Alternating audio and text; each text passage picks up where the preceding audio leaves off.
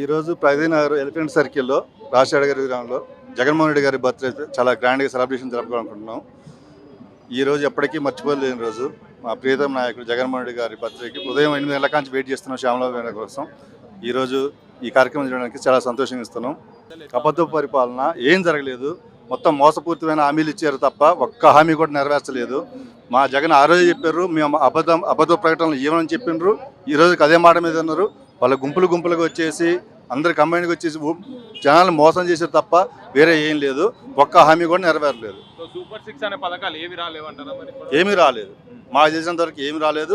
అదంతా అబద్ధపు ప్రకటనలు తప్ప వేరే ఏం రాలేదు. అది అక్కడ ప్రజలకి ఇప్పుడు తెలుసుకుంటున్నారు తప్ప. మధ్యలో గవర్నమెంట్ డిజాల్వ్ అయినా కూడా ఆశ్చర్యపోవాల్సిన అవసరం లేదు.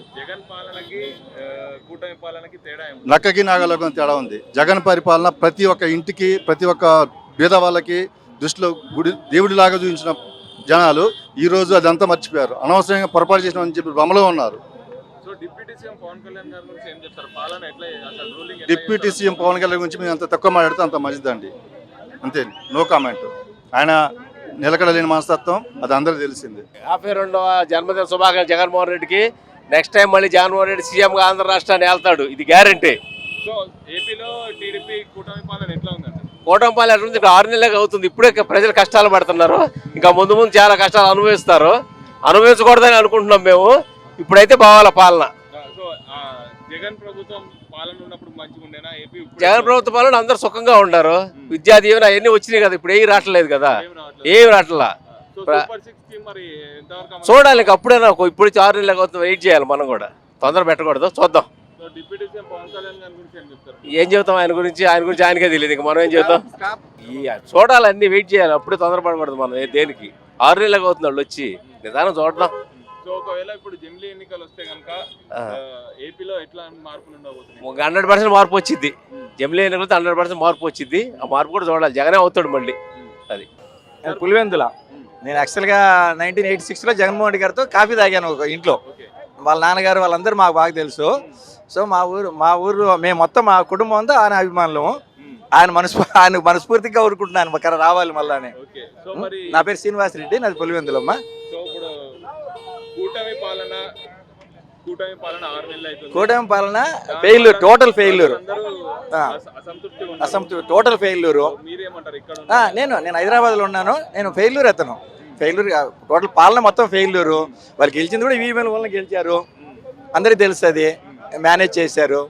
జగన్ అయితే ఓడిపోలేదు. 40% ఓటు జగన్కే ఉన్నాయి కదా, ఉన్నాయి. అందువలన నెక్స్ట్ జగన్మోహన్ రెడ్డి వస్తాడు, రావాలని కోరుకుంటున్నా. సో ఇప్పుడు నెక్స్ట్ ఒకవేళ జమిలీ ఎన్నికలు వస్తే కనుక వైసీపీ ఎట్లా ఉండబోతుంది? జగన్మోహన్ రెడ్డి వస్తాడు. వైసీపీ ఇప్పుడు ఎలక్షన్ ఎప్పుడు పెట్టినా వచ్చే జగన్మోహన్ రెడ్డి. పోయినసారి 2024లో ఏమైంది? ఒకటి ఈవీఎంలు, ఒకటి తర్వాత వచ్చేసి ఇది, తర్వాత 6 తర్వాత 10 వరకు వాళ్ళు దొంగోట్లు వేసుకున్నారు. అన్ని మొత్తం ఈవీఎంలు మార్చేశారు. తర్వాత ఈవీఎంలు కరప్షన్ కూడా చేశారు, మానిటరింగ్ చేస్తారు. చేయరు, ఎందుకంటే ఈసారి కంపల్సరీ ఈసారి బ్యాలెటే చేస్తారని చెప్తున్నారు. ఆ ఛాన్స్ లేదు. ఈసారి జాగ్రత్త పడతాడు జగన్మోహన్ రెడ్డి, ఖచ్చితంగా గెలుస్తాడు. అసలు ప్రభుత్వ పాలన అనేది పడకేసింది. అన్నీ మాయమాటలు చెప్పారు. ఇప్పుడు వారెంట్లకు 10,000 ఇస్తామన్నారు, వాళ్ళకు ఉద్యోగాలు పోయినాయి. విలేజ్ సెక్రటరీలు కూడా ఆ ఉద్యోగాలు తీసి వాళ్ళని వాడుకుంటున్నారు. 6 గ్యారెంటీలు అన్నారు, ఒక్క గ్యారెంటీ ఉడకలేదు. బస్సులు ఫ్రీ అన్నారు, బస్సులు లేదు. పీజీ రింబర్స్మెంట్ లేదు. ఎంప్లాయీస్కి 1వ తారీఖున జీతాలు అన్నారు లేదు. అవుట్ సోర్సింగ్ వాళ్ళను మొత్తం ఇంటికి పంపించాడు, కాంట్రాక్టర్లను ఇంటికి పంపించాడు. ఆ పరిపాలన మీద ప్రజలు ఎంత వ్యతిరేకంగా ఉన్నారంటే, అసలు భారతదేశంలో 6 నెలలకు వచ్చిన గవర్నమెంట్ పైన వ్యతిరేకం అనేది భారతదేశంలో ఎక్కడ జరగలేదు. ఈ 6 నెలలనే కూటమి, చంద్రబాబు నాయుడు, పవన్ కళ్యాణ్ వీళ్ళు చేసిన తప్పుడు వాగ్దానాలతో, ఆ వాగ్దానాలతో రూలింగ్ వచ్చేసి, ఇంకొకటి కూడా వాళ్ళు ప్రజలు ఓట్లేసి గెలవలేదు, ఈఎంఐల పైన గెలిచారు. కాబట్టి మనం ప్రజలకు సేవలు చేయాల్సిన అవసరం లేదని వాళ్ళు ఆ విధంగా పరిపాలన చేస్తున్నారు. జమినీ ఎన్నికలు వస్తున్నాయన్నాడు. 2027 కానీ 2027 మార్చిలో, ఫిబ్రవరిలో వస్తుంది. వాళ్ళని చేప చుట్టి బంగాళాఖాతంలో పడేయడం గ్యారెంటీ. ఆ ప్రజలైతే చాలా ఘోరంగా విప్లవమైనారు. జగన్మోహన్ రెడ్డి ఉన్నప్పుడు మంచి పథకాలు, పీజీ రింబర్స్మెంట్, పిల్లలకు స్కూల్, అసలు గవర్నమెంట్ స్కూల్ అనేది భారతదేశంలో ఎక్కడా చేయలేదు. వాళ్ళ డ్రెస్సు కానీ వాళ్ళ బొక్కులు కానీ వాళ్ళ మినో కానీ వాళ్ళ ఫుడ్ కానీ ఈ విధంగా మంచి చేసినాడు. ప్రతి పేదవానికి ఆయన అకౌంట్లో డైరెక్ట్ డబ్బులు పడినాయి కానీ అది మేము ఆయన ప్రచారం చేసుకోలేక ఇబ్బంది పడినాడు తప్ప ఎల్లో మీడియా అంతా లేనిపోని ప్రచారం చేసి గగ్గోలు పెట్టి ఇచ్చేసినాడు. అదే పవన్ కళ్యాణ్ గారు 32,000 మంది ఉమెన్స్ ఇదే ఏం చెప్పినాడు. మరి అదే డిప్యూటీ సీఎం గారు మరి ఏ విధంగా ఆయన గురించి మరి ఈ 32,000 మంది తీసుకురాలేకపోతే తెలియదు. ఆ విధంగా పరిపాలన చేస్తున్నారు కాబట్టి లోకేష్ అంటున్నారు నా రెడ్ బుక్ అని. ఇదే రెడ్ బుక్ మళ్ళీ 2029లో రిపీట్ అవుతుంది. ఆ రోజు జగన్మోహన్ రెడ్డి చెప్పినా కూడా ప్రజలు వినే పరిస్థితి లేరు. జగన్మోహన్ రెడ్డి చెప్పినా వినే పరిస్థితి లేదు. అదే రెడ్ బుక్ మళ్ళీ రిపీట్ అవుతుంది. కొంచెం చూసి జాగ్రత్తగా పరిపాలన చేసుకుంటే మంచిది. ఇప్పటికైనా ప్రతి సోషల్ మీడియా కార్యకర్తల మీద వాళ్ళు దాడులు చేసి ఇబ్బంది పెట్టి వాళ్ళని అరెస్ట్ చేస్తున్నాడు. ఎంత అనగదొక్కాలని వైఎస్ఆర్ అభిమానుల సోషల్ మీడియాలో అనగదొక్కాలని చూస్తే అంత వాళ్ళు గోడకు ఏ విధంగా బంతి కొడితే పైకి లేస్తారో ఆ విధంగా బంతికి పైకి లేస్తారని ప్రతి కార్యకర్త కాసుకొని ఉన్నారు. వాళ్ళ పరిపాలన అనేది చాలా దుర్మార్గంగా ఉంది. దాడులు చేయడము, విచారాలు చేయడము ఈ విధంగా చేస్తుంటే అది ఒక పరిపాలన అనే ప్రజలు ఎవరు అనుకోవడం లేదు. ఇంకొకటి ముఖ్యంగా చెప్తాడా, నారా చంద్రబాబు నాయుడు గారికి 75 ఏళ్ళ వయసు వచ్చింది. ఆయన మతిమరుపులో ఏం మాట్లాడుతున్నాడో ఆయనకు తెలియదు. అవుట్ సోర్సింగ్ కాంట్రాక్టర్లు మొత్తం ఉద్యోగాలు పెరికేసినాడు.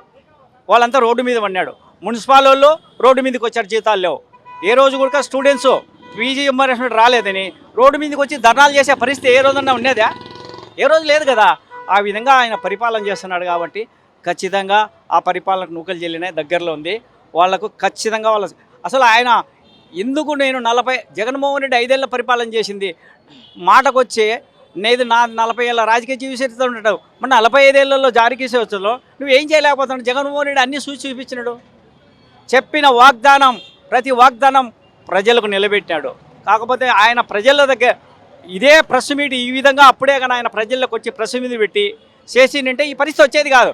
ఇంకొకటి జగన్మోహన్ రెడ్డి గారు మీ టీవీ నేను ఆయనకు ఒక రిక్వెస్ట్ చేస్తున్నా, మీరు ప్రజల్లో ఉండండి, ప్రతి నాయకుని కలవండి. మీ దగ్గర కొంతమంది చెంచాగిరి ఉన్నారు, వాళ్ళు కార్యకర్తల దగ్గర రానిలే, మీరు కార్యకర్తలు పట్టించుకోండి. ఇప్పటికైనా బ్రహ్మాండంగా ఉంటుంది. నిన్న కర్నూలుకు పోయినాడు, ఒక రిసెప్షన్ ఇసుకెచ్చే నేలకు రాలేదు. ఆ విధంగా ప్రజలు వస్తున్నాడు. కానీ ఆయన ఏం ఓడిపోలేదు. ఓన్లీ 3 కూటమిలు కలిసి ఈఎంఈలో మీటింగ్ చేసినాడు కాబట్టి ఈఎంలు మోసంతోనే గెలిచాం కాబట్టి 45% ఆయనకు ఓటు ఉంది. ఎక్కడ పబ్లిక్ ఏమి ఇది కాలేదు కదా. 2027 జనవరి కానీ ఫిబ్రవరిలో కానీ జరగదనుకుంటాను. లేదంటే 2029లో పబ్లిక్కి తెలిసిపోయింది నారా చంద్రబాబు నాయుడు అయినా మోసగాడని ప్రతి పబ్లిక్కి. ఇంకొకటి నిన్నగాక మన ఆయన ఏమన్నాడు ఎలక్షన్లో ప్రచారంలో, నేను వస్తే ఎక్కడే కానీ విద్యుత్ ఛార్జీలు పెరగబడినాడు. మరి ఆయన వచ్చిన 6 నెలలకే ఈరోజు ప్రతి ఇంటికి 500 వచ్చే కరెంటు బిల్లు ఈరోజు 2,000 15,000 వస్తుంది. 2,000 కానీ 3,000 కానీ 5,000 వస్తుంది. ఇదే ఈయన వచ్చి 15,000 బడ్జెట్ పబ్లిక్ పైన మోసాడు. నేను వచ్చే సంపదను పుట్టిస్తా అంటే ఏంటి? ఈయన సంపదను పుట్టించేది ఇదే, ఇట్లా పబ్లిక్ పైన వచ్చేది. అసలు భారతదేశంలో 4 లైన్కు టోల్గేట్లు ఉంటాయి. ఈయన మనము లైఫ్ ట్యాక్స్ ప్రతి బండికి కడతాం, కార్కి కానీ ఆటోలకు కానీ. ఈయనేంది సింగిల్ రోడ్డు కూడా టోల్గేట్ వేస్తుంటారు. ఇది ప్రజలు ఏమన్నా ప్రజల మీద ఎంత దండయాత్ర చేస్తున్నారంటే ఆ దండయాత్రకు ప్రజలు అతి తొందరలోనే బుద్ధి చెప్పబోతున్నారు. చాలా ఘనంగా జరుగుతున్నాయి. హైదరాబాద్ మొత్తం చాలా ఘనంగా జరుగుతున్నాయి. మాకు ఇక్కడే కాదు, చెన్నై కానీ ఎక్కడైనా సరే మా వాళ్ళు అదే మహేష్ బాబు సినిమాలు అన్నట్టు ఫ్యాన్స్ ఎక్కడ పడితే అక్కడ ఉన్నట్టు జగనన్న కేవలం జగనన్నకి ఒక్కడికి ఎక్కడ పడితే అక్కడ ఫ్యాన్స్ ఉంటారు. మిగతా ఎవరికి ఉండరు అట్లా ఫ్యాన్స్. కూటమి పాలన 6 నెలలు ఎట్లా ఉంది? చాలా బాగుందన్న. ఎట్లా అంటే మాకు అసలు వద్దనే కొద్ది ఇసుక వస్తుంది, వద్దనే కొద్ది రోడ్లు వస్తున్నాయి, వద్దనే కొద్ది డబ్బులు ఇస్తున్నారు, వద్దనే కొద్ది మాకు అన్ని పథకాలు వస్తున్నాయి కదా. వాళ్ళు అన్నట్టు 100 రోజులు 100 పథకం పెట్టారు. మా 100 రోజులు మంచి ప్రభుత్వం అంటున్నారు. ఏం మంచి జరిగిందన్న? మా ఇంటికి ఇసుక వస్తుందా? లేదు. మా తమ్ముడికి 18,000 అన్నారు, మా అమ్మకి 18,000 అన్నారు, మా తమ్ముడికి 15,000 అన్నారు, మా అక్క అల్లుళ్ళకి మా అల్లుళ్ళకి కానీ మా అక్క వాళ్ళకి కానీ వీళ్ళందరూ డబ్బులు అన్నారు, పింఛన్ అన్నారు. ఏది మరి ఏం ఒక్కటనే జరిగింది. అట్లీస్ట్ వాళ్ళు చేసిన ఒకటి మొహా అయితే పింఛన్ ఒకటే జరిగింది, ఏం జరగలేదు. మిగతా అంతా కాంట్రవర్సీ అంటారు కదా మీరు. అదే ఇప్పుడు వాళ్ళలో నెగిటివ్ ఉన్నప్పుడు ఏదో ఒక పాయింట్ మీద రేజ్ చేస్తున్నారు. ఫస్ట్ లడ్ అన్నారు, తర్వాత సినిమా బెంగళూరు నుంచి సినిమా హీరోయిన్ అన్నారు, అది అయిపోయింది. తర్వాత ఫస్ట్ లడ్ అయిపోయింది, తర్వాత హీరోయిన్ అయిపోయింది. మొన్న రీసెంట్లీగా వచ్చింది సీ ద షిప్ అంటున్నాడు, అదే డీసీఎం. ఏదో టాపిక్ డైవర్ట్ చేయడానికి, కేవలం టాపిక్ డైవర్ట్ చేయడం కోసమే ఏదో ఒక పబ్లిసిటీ, ఏదో ఒక కంట్రవర్సీ ఏదో ఒకటి తీసుకురావాలి కాబట్టి ఏం చేయలేక వాళ్ళు అడ్డానో లేకపోతే ఇంకోటానో తీసుకొని ఎవ్రీ మంత్ ఒకటి తీసుకొని వస్తున్నారు, కానీ వాళ్ళు కరెక్ట్ చేసింది కూడా లేదు. ఈ 2025 అంటే మనం ఏం చెప్పలేము, వాళ్ళ దాన్ని బట్టి మనం ఏం ప్లాన్ చేయలేం కదా, మంద కదా ప్లానింగ్, వాళ్ళు కదా, వాళ్ళు ఏం చేస్తారో మనకు తెలియదు కదా అన్న. నేను ఒక సోషల్ మీడియా వ్యక్తిని, వాళ్ళు ఏది చెప్పినా ఆధారాలతో సహా చెప్పే వ్యక్తిని నేను. ఎందుకంటే నేను ఒక సోషల్ మీడియా, నాకు రెడ్డి గారు మన పేరు ఉంటుంది ఫేస్బుక్లో, 20K ఫాలోవర్స్ ఉన్నారు నాకు. నేను ప్రతిదీ ఆన్సర్ చెప్పగలను నేను, వాళ్ళు అడిగిన దానికి దేనికైనా సరే నాకు ఆడ ప్రతిదీ ప్రూఫ్ ఉంటుంది. వాళ్ళు ఫస్ట్ వాళ్ళకి సోషల్ మీడియాకి తిరిగి వాళ్ళు ఏదో క్వశ్చన్ చేస్తారు, మేము దానికి ప్రతిదీ నిరూపిస్తాం మేము. ఎందుకంటే మా నాయకుడు నేర్పించి మాకు అది. ఇప్పుడు మరి మెగా డిఎస్సి 20,000 ఉద్యోగాలు ఇస్తారు అబ్బా అసలు ఇంకా ఇది 2025లో ఫస్ట్ జోకు నేను అంటుంది ఇదే. మెగా డిఎస్సి ఫస్ట్ అంటున్నారు కదా, ఇది మెగా డిఎస్సి ఆడుందన్న. మెగా డిఎస్సి ఎక్కడుందన్నారు అన్న. 2 లక్షల సచివాలయాలు పెట్టి 2,40,000 మందికి జాబులు ఇచ్చినాడు అన్న.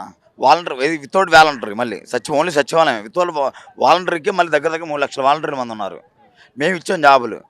వైజాగ్లో మేము తెచ్చాం ఇన్ఫోసిస్. మన వాళ్ళు స్టిక్కర్లు వేసుకుని, వాళ్ళ బ్యానర్లు వేసుకుని వాళ్ళు చేసుకుంటున్నారు. అది ఇది తెచ్చింది మేము, దానికి ఆధార్ కూడా పెట్టేసాం. మా అన్నది ఇది తెచ్చాడని. అలాంటి తెచ్చారు ఇన్ఫోసిస్ అని. అదేమంటే అంటారు. 18 మెడికల్ కాలేజీలు, 5 పోర్టులు, సచివాలయ వ్యవస్థ కానీ ఏదైనా సరే ఇంక్లూడింగ్ ప్రతిదీ మేమే తెచ్చాం. వాళ్ళు ఇదిగో చంద్రబాబు నాయుడు గుర్తు ఇది అనేదని చెప్పి నేను చెప్తా జగన్మోహన్ రెడ్డి గుర్తు ఇదని. గ్రామ సచివాలయాలు కానీ, రైతు భరోసా కానీ, రైతు కేంద్రం కానీ, వాలంటీర్ వ్యవస్థ కానీ ఏదైనా సరే నేను చెప్పగలను. వాళ్ళు చెప్పమను చంద్రబాబు నాయుడు ఇది నేను పెట్టాను ఇది అని ఒకటి చెప్పమను. ఆంధ్రప్రదేశ్లో కట్టాడు అమరావతి కాదు, నాటి భ్రమరావతి కట్టాడు. సీల్ ఫాలింగ్ వస్తున్న వాటర్. ఇప్పుడు జగన్మోహన్ రెడ్డి మన వైజాగ్లో కట్టాడన్న. వైజాగ్లో అది దేనికి అందరూ ఫస్ట్ ట్రోలింగ్ ఏం చేశారు, ఆయన పర్సనల్ గెస్ట్ హౌస్ దానికోసం కట్టారు ఇదని అన్నారు. అది పర్సనల్ గెస్ట్ హౌస్ కాదు, కేంద్రం నుంచి ఎవరైతే వస్తారో వాళ్ళకి, అంటే వాళ్ళు ఉండడానికి కన్వీనియంట్గా ఒక స్థలం ఉండాలి కాబట్టి కేంద్రం నుంచి. ఆంధ్రప్రదేశ్లో ఏది లేదు కాబట్టి నరేంద్ర మోడీ లాంటి అమిత్ షా లాంటి వస్తారు కాబట్టి ఏదో ఒకటి కొంచెం రాయల్టీగా ఉండాలి కాబట్టి పెట్టారు. అంతేగాని జగన్మోహన్ రెడ్డి బాతింగ్ తప్పు 25 lakhs పెట్టి బాతింగ్ తప్పు కట్టాడు అంటున్నారు కదా, అది ఆయన కోసం కాదు. ఆయనకు ప్యాలెస్ ఉంది, ఆయనకు కావాలనుకుంటే బొచ్చలు పెట్టుకుంటాడు. అలాంటివి అది పెద్ద నథింగ్ మ్యాటర్. పైనుంచి ఎవరైనా వస్తే చూపించడానికి ఏది లేదు కాబట్టి, ఉండడానికి ఏది లేదు కాబట్టి వైజాగ్లో అది కట్టాడు అన్న. 6 నెలలే అవుతుంది మేము ఏం చేయలేదని వాళ్ళు టీడీపీ వాళ్ళు చెప్పుకుంటున్నారు కదా. మేము వచ్చిన 5 ఏళ్లలో 2 ఏళ్ళు కరోనా, మేము చేసిన 3 ఏళ్ళలోనే మేము. ఇప్పుడు వీళ్ళు అంటున్నారు కదా ప్రజల డబ్బే కదా మంచుతున్నారు. వీళ్ళు పంచవచ్చు కదా. దగ్గరగా ఎంతో 2.5 lakhs ఎంత అన్ని కోట్లు ఖర్చు పెట్టాడు. అది ఎందుకు? ప్రజల సొమ్మే ఖర్చు పెట్టాడు. మరి వీళ్ళు ఖర్చు పెట్టారా? అదే సొమ్ము ఇవ్వచ్చు కదా. మరి వీళ్ళు చెప్పారు కదా, ఇంటికి నీకు 15 చెప్పాడు కదా, ఇవ్వచ్చు కదా. వస్తే ఎందుకు చెప్తాను? వాళ్ళు చెప్తున్నారు ఫ్రీ బస్ అన్నారు, పోయింది. గ్యాస్ అన్నారు, ఫస్ట్ ఫ్రీ గ్యాస్ అన్నారు. ఇప్పుడు ఏమంటున్నారంటే ఫస్ట్ మీరు మనీ పే చేయండి గ్యాస్కి, తర్వాత సబ్సిడీలు మీకు వస్తుంది, మళ్ళీ మీ మనీ మీ అకౌంట్లో పడతాయి అంటున్నారు. అంటే మేము పే చేస్తే వాళ్ళు కొడతారనమాట. అంటే ఒకవేళ పడితే లేవు, అది నథింగ్, సెకండరీ మ్యాటర్. అంటే మేము చేయాలి ముందు పే అయితే. అది అసెంబ్లీకి రావట్లేదని మీరు అందరూ అంటున్నారన్న. ప్రతిపక్ష హోదాకి 18 రాలేదు. బట్ మేము కూడా యాక్సెప్ట్ చేస్తున్నాం. 18 రాలేదు, 18 ఉండాలి ప్రతిపక్ష హోదానికి, మాకు ఇవ్వట్లేదు. సరే దానికి కూడా సెకండరీ మ్యాటర్ అది. మా అన్న మీడియాలో పెట్టి రోజుకి 100 క్వశ్చన్లు అడుగుతున్నాడు. దానికి చెప్పే దమ్ముందా? మేము మీడియాలో అడిగిన దానికి క్వశ్చన్ చేయట్లేదు. మేము అసెంబ్లీకి వస్తే మీరు చేసే దమ్ముందా? మీకు ఇవ్వండి అసలు ముందు. అసెంబ్లీ మేము అడుగుతున్నాం కదా. మేము అడుగుతున్నాం సరే, మీరు ఏదో అంటున్నారు కదా అడుక్కుంటున్నాడు అని. ఒకసారి ఇచ్చి చూడు, దమ్మెందు చూపిస్తాం, వైసీపీ దమ్మెందు చూపిస్తాం. మేము సాక్షి మీడియాలో, మేము చెప్పిన మీడియాలో, మా అన్న పెట్టిన మీడియాలోనే క్వశ్చన్ చేస్తుంటే దానికి ఆన్సర్ చేయట్లేదు. ఇంకాడ మొన్న అంటున్నాడు కదా మా అన్న కూడా, ఇంకాడబ్బా ఫీజు రిమెంబర్మెంట్ ఇంకాడుంది. ఇంతమంది పిల్లలు ఉన్నారు, ఇంతనే ప్రతిదీ నీకు ప్రూఫ్తో చూపిస్తున్నాడు. మీడియాలో అడిగిన దానికి దిక్కు లేదు. ఇంకా అసెంబ్లీలో అడగమంటున్నారు. అడగమంటారు? అసెంబ్లీలో మీరు ప్రతిపక్షం ఇవ్వండి, ఇచ్చి చూడండి. మరి ఇవ్వడానికి వాళ్ళకి ఎందుకు అంత భయం? సరే మేము రావట్లేదు అంటున్నారు, సరే మేము భయపడుతున్నాం అనుకుంటాం. మీరు ఎందుకు భయపడుతున్నారు? అబ్బా ఇవ్వడానికి ఇవ్వచ్చు కదా. ఒకసారి ఇచ్చి చూడమను. వైసీపీ దమ్మెందుకు చూపిస్తాం, ఒకసారి ఇచ్చి చూడమను. మేము భయపడుతున్నాం. సరే మీ టీడీపీ వాళ్ళు అన్నట్టు మేము భయపడుతున్నాం. అబ్బా మేము చాలా భయపడుతున్నాం అయ్యా, నేను మా దేవుడు, మేమందరం భయపడుతూనే ఉన్నాం. ఒక్కసారి ఇచ్చి చూడు, ఏమొద్దు, ఇచ్చి చూడు, రిజల్ట్ ఎలా ఉంటుందో నీకు కదా. లోకేష్ కాదు కదా, వాళ్ళ అబ్బాకి చూపిస్తాం. చంద్రబాబు నాయుడు కూడా మొత్తం A to Z చూపిస్తాం. ఇదే కొత్తగా రెడ్ బుక్ అంటున్నాడు. రెడ్ బుక్ పెట్టాడు, కొంచెం అమలు జరుగుతుంది, పరిపాలన జరుగుతుంది. మీరు రెడ్ బుక్ పెడుతున్నారు. మేము ప్రతిదీ గ్రీన్ బుక్ పెట్టాం. జగనన్న మా దేవుడు గ్రీన్ బుక్ పెట్టాడు.